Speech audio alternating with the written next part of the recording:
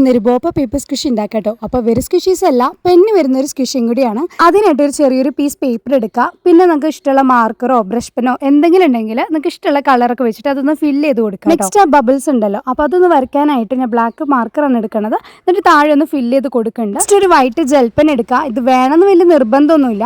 ഇത് ആക്ച്വലി എന്തിനാന്ന് വെച്ചാൽ കുറച്ചും കൂടി ഒരു ഒറിജിനാലിറ്റി ഫീൽ ചെയ്യിക്കുന്ന രീതിയിൽ കാണിക്കാനാണ് ഈ ഒരു വൈറ്റ് ജെൽപ്പൻ എടുത്തേക്കുന്നത് കേട്ടോ. അതുപോലെ തന്നെ ഞാൻ ഒരു പേപ്പറും കൂടി വരച്ച് സെറ്റ് ആക്കിയിട്ടുണ്ട്. ഇനി അതിലേക്ക് നമ്മൾ സെലോ ടേപ്പ് ഒന്ന് ഒട്ടിച്ച് കൊടുക്കുക.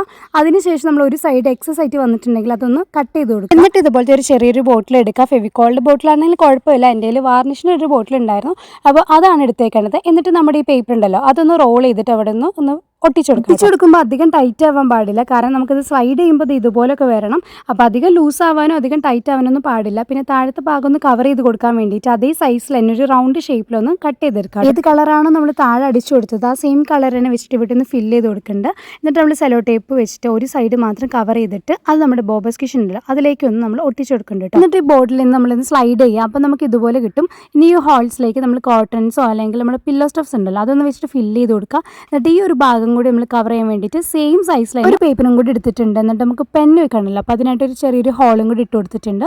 പിന്നെ സെലോ ടേപ്പ് ഒന്ന് വെച്ചിട്ട് ഒന്ന് കവർ ചെയ്ത് കൊടുക്കുന്നുണ്ട് കേട്ടോ. അപ്പോൾ നമ്മുടെ ബോബ സ്ക്വിഷ് റെഡി ആയിട്ടുണ്ട്. നെക്സ്റ്റ് നമുക്ക് പെൻ ഉണ്ടാക്കണമല്ലോ, അപ്പോൾ അതിനായിട്ട് അധികം ഇങ്കില്ലാത്തൊരു റീഫിലർ എടുക്കുക. എന്നിട്ട് ബാക്കി കട്ട് ചെയ്ത് കൊടുക്കുക കേട്ടോ. അപ്പോൾ ഈ ഒരു ചെറിയൊരു സൈസിൽ മതി. നെക്സ്റ്റ് ഒരു വൈറ്റ് പേപ്പർ എടുത്തിട്ട് നമുക്ക് ഇതുപോലെ ഒന്ന് ഒട്ടിച്ചു കൊടുക്കാൻ വേണ്ടിയിട്ട് ഒരു ഡബിൾ സൈഡ് സ്റ്റിക്കർ ഒന്ന് ഒട്ടിച്ചു കൊടുത്തിട്ട് നമ്മുടെ റീഫിലർ വെച്ചിട്ട് അതൊന്ന് റോൾ ചെയ്ത് കൊടുക്കുക കേട്ടോ. അപ്പോൾ നമ്മുടെ പെന്നും കൂടി റെഡി ആയിട്ടുണ്ട്. ഇനി നമ്മുടെ ബോബ സ്ക്വിഷ് ഉണ്ടല്ലോ അതിലേക്ക് ആ ഹോൾസിലേക്ക് ഒന്ന് വെച്ച് കൊടുത്താൽ നമ്മുടെ ബോബ സ്ക്വിഷ് പ്ലസ് പെന്നും കൂടി റെഡി ആയിട്ടുണ്ട് കേട്ടോ. അപ്പോൾ ഇതേപോലെ തന്നെ ഞാൻ വേറൊരു കളറിൽ ഒരു സ്ക്വിഷും കൂടി റെഡി ആക്കിയിട്ടുണ്ടായിരുന്നു. പിന്നെ നമ്മൾ തുടക്കത്തിൽ ഒരു ബ്ലൂവും കൂടി ഉണ്ടാക്കിയിട്ടുണ്ടായിരുന്നു. അപ്പോൾ അത് ഞാൻ ഉണ്ടാക്കുന്നതിൻ്റെ ഇടയ്ക്കൊന്ന് കീറിപ്പോയി, അതുകൊണ്ടാണ് ഈ രണ്ടെണ്ണം മാത്രം കാണിക്കുന്നത്. അപ്പോൾ ഇത്രയുള്ള നമ്മുടെ സ്ക്വിഷ്. ഇഷ്ടപ്പെട്ട ലൈക്ക് ചെയ്യുക, സബ്സ്ക്രൈബ് ചെയ്യുക.